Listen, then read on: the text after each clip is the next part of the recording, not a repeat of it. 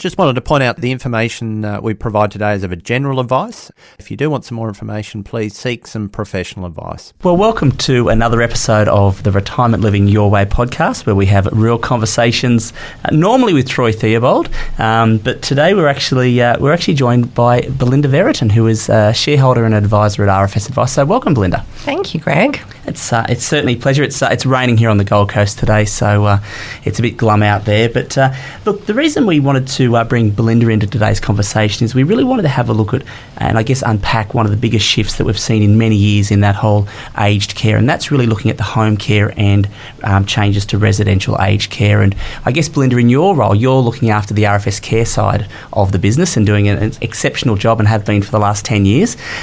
We just thought it'd be really good to get your insights about what has happened. Let's have a bit of a high-level look, and then maybe dig a little bit into the detail, if that's okay. But I guess for our listeners, some of them may have heard you on 4CRB when you've done some talkback shows with Colin and Troy. Do you mind giving our listeners a bit of background on what your role in the business and what you've been up to?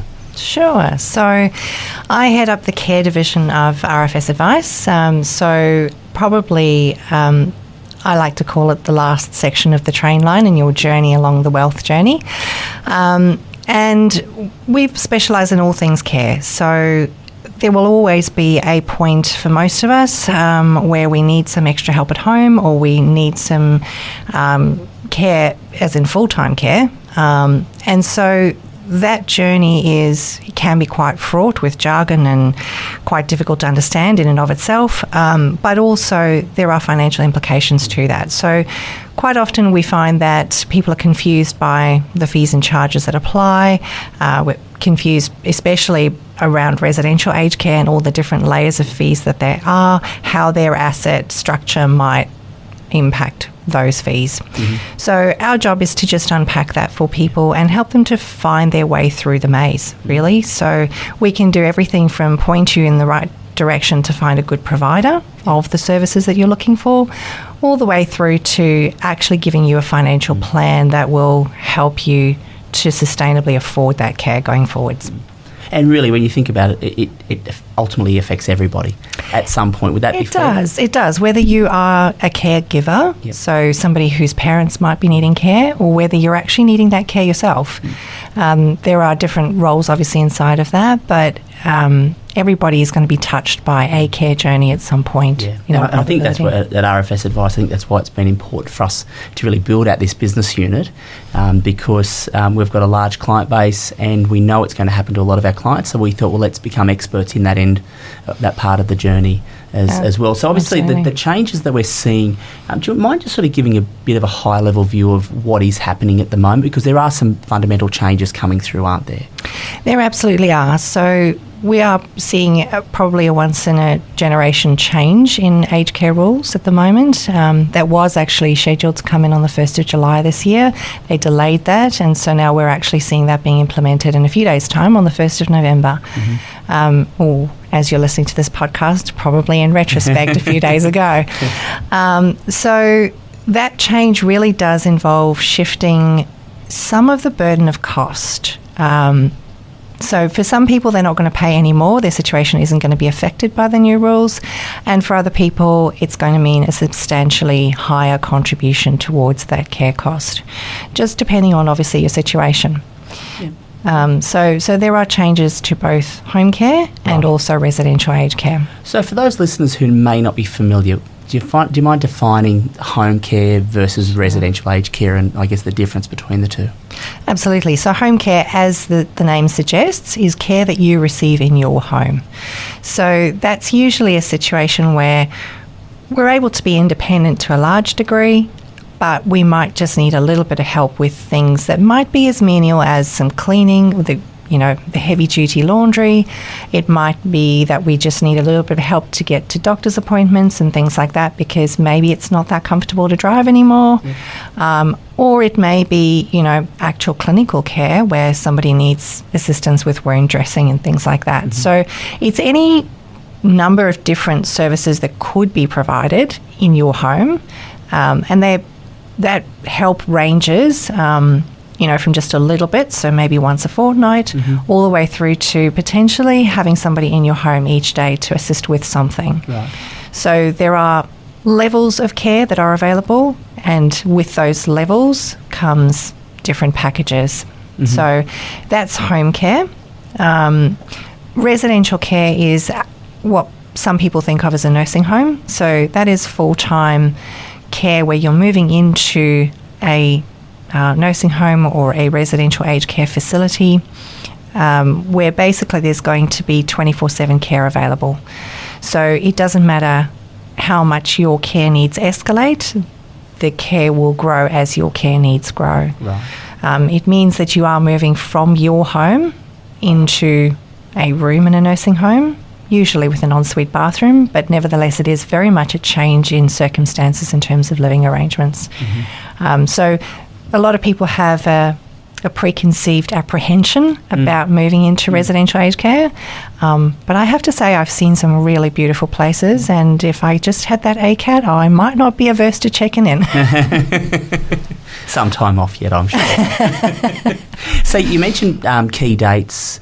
That 1st of November is really a key date. Is that the only key date really in this sort of No, actually, surprisingly enough, it's not. So we have 2 key dates. Obviously, the 1st of November is when that legislation actually comes in. But the other key date, which is important, is the date that all of these changes were actually announced by the government. So that is the 12th of September 2024. Now, what's important about that date is that if you were already approved or receiving care at home in the form of a home care package, so not the Commonwealth Seniors Home Support Program, but actual home care package, if you were approved or receiving that on the 12th of September 2024, then you qualify for what we call grandparenting, which means that under these new rules that are coming into place on the 1st of November, the actual means testing component of that, which is the means tested care fee, is not going to be the new rules. It'll be the grandparented old rules for you. So you will have some new rules apply to you, meaning the accommodation costs under the residential care system, and some old rules. So in effect, you will have an advantage in the sense that you had already started your care journey under one set of rules, and the government recognises that they can't just do a switcheroo and expect that everybody will be able to adapt. Right. From a home care perspective, everybody will move to a new package called a support at home package. So it's no longer going to be called a home care package, but there is a no worse off principle in place, which means that you shouldn't be paying more for your care under the new system than what you were under the old system. Right. So that 12 September 2024 date is important for you to be able to look at your ACAT or go into your My Aged Care record and check whether you were approved at that particular point of time. Right. Okay. They certainly made the system a little bit more simplified it, didn't they? Wow. Oh, of course. Wow, that's amazing. I was going to ask you, why did they do it? And I know that might have been the answer, but whether that's been the outcome. Definitely not simpler. No. In actual fact, probably just added a layer of complexity in terms of figuring out the finances. But from the other perspective, the driving force behind it is really to try and make the whole system more sustainable. Yep. So the government is not doing this to, as some people would say, try and take more of your money. No. It is really about trying to make the whole sector more sustainable. Yeah. So that means both home care providers and residential aged care as well. Yeah, and just on that, so if we stick to home care, what are some of the changes that we're seeing, I guess, in the structure and the way that's sort of set up? Absolutely. So home care, you used to have a scenario where there would be a pay per day contribution. So if your income was high enough, you contributed towards the actual package budget, so to speak. And it was just per day. So regardless of whether you were using the service on that day or not, you just paid per day. Under the new system, we're going to see a pay per service. So that's quite different, and the amount that you will contribute towards that service will depend on the type of service that you're actually receiving. So a little more complicated in the way that it's structured, but your home care provider will be all over this and will be able to guide you through. So if you're transitioning from a home care package to a supported home care package, then that is going to hopefully happen without too much stress on your part. If you are applying for the first time, then hopefully you're going to have an easier time of getting a supported home package because there are more packages available and there are more levels of packages available as well. It must be an absolute nightmare for the home care providers. They've had a lot to adjust to, for absolutely. sure. For sure. So their whole business model has had to change. So the way that they structure their business, they've had to relook at everything. And that was part of the reason that the legislation was actually delayed. Yes. Because those home care providers really needed to look at how they were going to remain profitable and actually adjust the way that they would do things to suit the new legislation. Yeah. And look, and I'm fortunate to work with you on a daily basis, and I know the work that you've put into, I guess, looking at the home care providers and having a look at the different offerings that are out there, and it's quite different, isn't it? Yes, each sort of play to their own strengths, and I know you've done a lot of work in that space just to, I guess, clear it in your own mind. Who does what for what type of clients and the like? Correct. So there would definitely be some organisations that specialise in certain types of care or certain types of clients, different localities, so not everybody services all of the areas. And people have a different ethos in terms of how they approach the care as well. So we obviously want to work with providers that are going to give a great service and have that, special family feel that we're known for. So we don't want to align with anybody that's not going to be providing great care. No. So, yes, we have spent a bit of time chatting to different providers and working out who we feel we would like to work with. No, that's great. Now, what about if we sort of move to, I guess, to residential aged care? What sort of changes or updates are we going to see in that space? Yeah, so that one is actually an interesting one in the sense that quite a lot of aged care providers, currently nursing home providers, actually don't run a profit. So that might be surprising to people because care is quite costly, and you might think it should be quite easy to make a profit out of that. But under the current rules, it hasn't been. And so quite a large portion of residential aged care is actually ran at a loss. So these changes are really aimed at providing more sustainability for the sector as a whole. There are going to be changes to the way that the accommodation portion is charged. Right. So going forwards, we're not going to see all of the RAD monies being returned to clients, whereas that's the current setup at the moment. And we're also going to be seeing DAPs be indexed. So DAP being... I was going to say, come on. What's a DAP and what's a RAD? Okay, so RAD being a refundable accommodation deposit. So that's where you lodge a lump sum to pay for the room. DAP being a daily accommodation payment, which is kind of like a rental style payment. So you've got a choice of how you pay for that accommodation, and it's very flexible. The nursing homes will allow you to do a full lump sum, a full rental payment, and anywhere in between. So it's designed to provide the flexibility for people to be able to afford the care regardless. But obviously, some of those styles of payments are more beneficial to the nursing homes than others. So this is about trying to provide a better outcome for the nursing homes as a sector, and therefore promote investment into that sector, so that we will hopefully see more nursing homes being built. That should provide more beds available for people wanting to move into care, and that should mean actually more competition. Competition is usually good for the consumer. And how's the bed situation at the moment? The bed situation has been tight on the Gold Coast specifically for quite some time. We obviously have a large retiree community here on the Gold Coast, and that has been a problem specifically because we can't get respite beds. So respite is basically the opportunity for a carer. So let's say, Greg, you're looking after your wife, for example. You get tired as a carer, and so you need just a little bit of a break to be able to reset. And so you might place your loved one into respite care for a few days while you just get your breath back, and then you'll have them back in the home. That technically, everybody who's in the care system should be able to have 63 days a year of respite. But at the moment, it's actually almost impossible to find that respite. It's really quite like looking for hen's teeth, basically. So that idea of being able to free up some of the beds and, have that bit of a respite care is actually a good one. So the respite care, where is that traditionally accommodated? Is that It's in nursing homes. It's in the nursing home. It's in nursing homes. Allocation of beds normally for that type of... Correct. Okay. But it's a temporary bed, in other words, effectively.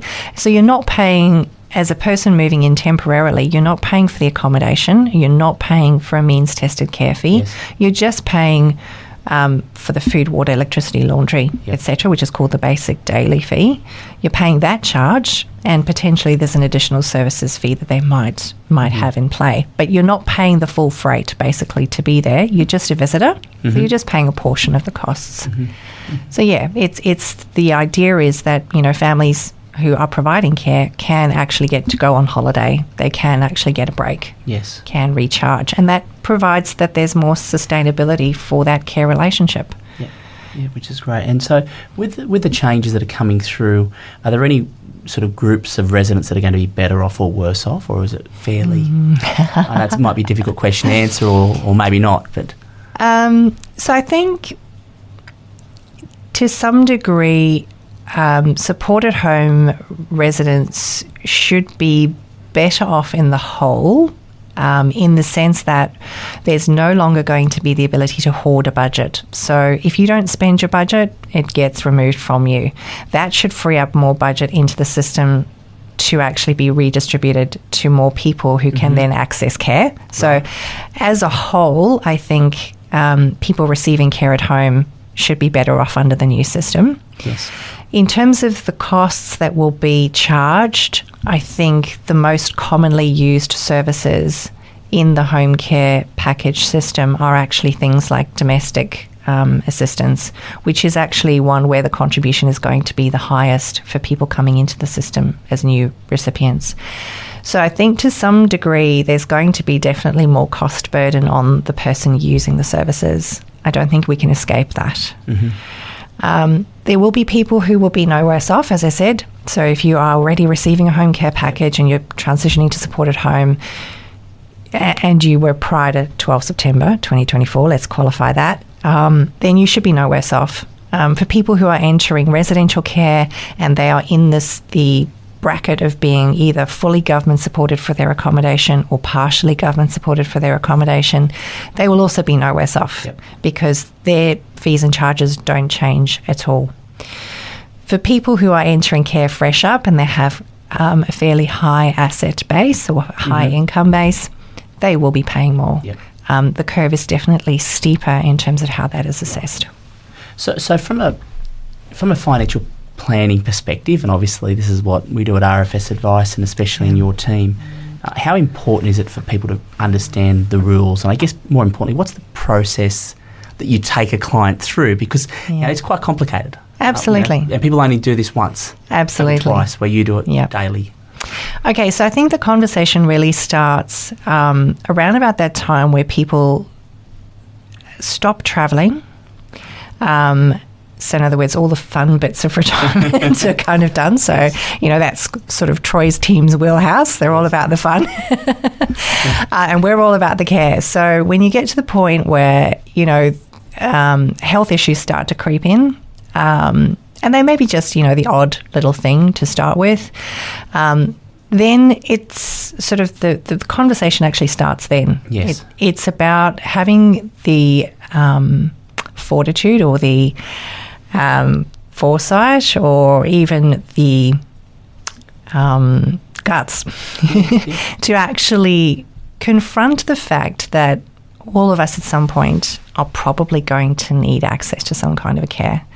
Whether that's for a short time or for an extended time, we're all going to actually need it. So if you start planning for that early, then it means that you can actually afford choices. It means that if you make yourself aware, and we obviously are quite passionate about providing seminars and information sessions and making people aware of what's out there. If you start looking at what you can actually access early on, then you make not only the best use of the services that are out there, but you're also prepared for those. You plan for those financially. You have the financial conversation around what your choices are going to look like when you get to that pointy end. So if you don't have the choices, you're ending up, I guess, with, maybe a nursing home that doesn't offer you exactly what you want, or ending up in a place where you don't exactly want to be. Your control over the situation is less. Yes. If you bury your head in the sand and make like an ostrich, which I always advise against, then you're going to find yourself forced into a corner when you have a fall, end up in hospital, and the doctors say, hey, you can't go home. Yep. So I always say to people, it's better to grab the bull by the horns, accept that this is going to be a reality at some point in the future, but let's have the conversation so that we're well prepared and we can actually have some control over it. Yeah. And I think even, I was lucky to spend some time with some of the meetings you've had around the home care side. Yes. And a lot of the discussion was around how do we educate clients to let them know what is available. Yeah, exactly. Because the longer they can stay in their own home, their quality of life can be a little bit higher. Absolutely, 100%. And they can actually get out and enjoy themselves and probably put the pride to one side. But really it's about being able to accept the help. Yes. I think that's something that really resonated with me, rather than, I think a lot of people don't know it is available. Well, in my mind, I'm thinking that maybe that's not the case, or they think that they don't qualify because of their asset position. Yes. And that's not true. So the actual care itself that comes to you in the form of a home care package, that is not means tested. What is means tested is your contribution towards it. And that may be greater or lesser depending on your circumstances, but to actually access help, there is lots of help out there. Whether you pay for that privately, whether you get it through a home care package, we can help you to make all of those choices. But the main thing is just to understand that if you do potentially access a bit of care early on, you might be extending your time frame in your own home under your own auspices with all the independence things that you want for yourself, rather than neglecting yourself, neglecting your health under the guise of, I just don't want to face it. No, that's, no, exactly. So this, in a similar sort of light, and you see this day in, day out, what common mistakes do you see people make? Because, we speak in the office and we might have a discussion and I've heard you say to the team that, people have thought they've needed to sell the family home, or they've done things where you think if only they got advice beforehand, things would be different. What are some of the common mistakes? Is it the family home? There is a common misconception out there that's just the straightforward thing that everybody does. They sell the home to pay for the room and the aged care. That's not always the right outcome. In fact, sometimes it's the very wrong outcome. So there definitely isn't a one-size-fits-all strategy, and a lot of people are of the mindset that there is. So I don't think I've never been able to just cut, copy and paste somebody's financial plan from one client to another. There just isn't that opportunity. Everybody's circumstances are slightly different. The advice for each person is slightly different. The outcomes are slightly different. So I think one of the common mistakes is definitely thinking that you automatically have to sell the family home. Another one would just be not realising that if you sell certain assets, you're going to have capital gains tax to pay. Mm-hmm. Some people surprisingly do not realise that there could be a huge tax bill, and they sell shares and things like that without actually looking at what the cost base was. So in other words, what you originally paid for them, and then find that, there's a huge big tax bill that actually could have been avoided. So that's another mistake. I think a third mistake is sort of comes around not being clear in second relationships how the finances are actually going to work when we hit this point. Mm-hmm. Because you can end up with a partnership where one person has quite a lot of assets and another person has just a few. And figuring out how you're going to make your way through this piece of the journey is actually quite hard if that's the case, if you're not wanting to mingle your assets. Right. So people need to have those conversations. And you're seeing more and more of that. Yeah, absolutely. So blended families are pretty much the norm these days. Exactly. You know, it's very prevalent. So having the conversations with families around how finances are going to work is actually an important thing to do. Having conversations is actually an important thing to do. Yeah, no, exactly. A lot of families tend to kind of not want to broach the subject, or they don't want to talk about their estate planning. That can create a lot of friction and a lot of difficulties. Yeah. And I think another one is just not making your wishes known. So obviously at some point we could, all of us, fall prey to losing the capacity to make our own choices. Being prepared for that and putting in place who you would like to actually run your finances and who you would like to make your health decisions is a really important part of the process. So thinking about those consciously and not just leaving it up to fate or leaving it up to a QCAT decision, because that's what happens if you've not appointed anybody, is really important. You know, you need to think about what the person that you're appointing is going to, how they're going to approach that decision making. And you can put a lot of things in place to guide them as to how you would like those decisions to be made. So you can put in your power of attorney document that you are quite happy for your assets to deplete down if you can stay at home, for example, rather than just the powers of attorney making a choice which might financially benefit the estate beneficiaries, but it doesn't give you the quality of care that you want at home. So, gee, there's certainly some moving parts, aren't there? It's important to be prepared to think about it and not to avoid it. No, and I think the key is just get professional advice. Get Absolutely. good advice and get advice, you know, well, obviously, you know, where that's I guess in our wheelhouse, but really getting advice from a professional financial planner that understands and also specialises in this area. I think it's not the kind of thing you can just put a hat on and say, I'm an aged care or a home care expert. It's something that you've got to do day in, day out. It's always changing. And as you said before, everyone's situation is different.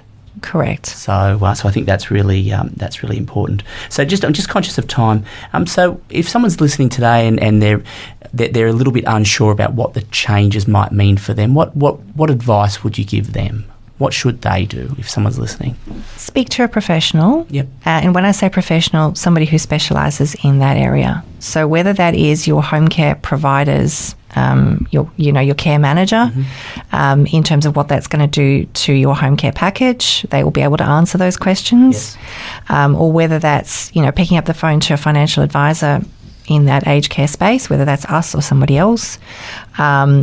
Or, whether it's actually calling a financial information services officer at Centrelink and just asking some general questions there. It's important to understand how your situation is going to be impacted, and any of those, 3 professionals are going to be able to give you some good information. Avoid the, my Auntie Sarah's uncle's cousin's boyfriend said. Yes, yep. Because, that sort of misinformation can really cost you a lot. Yes.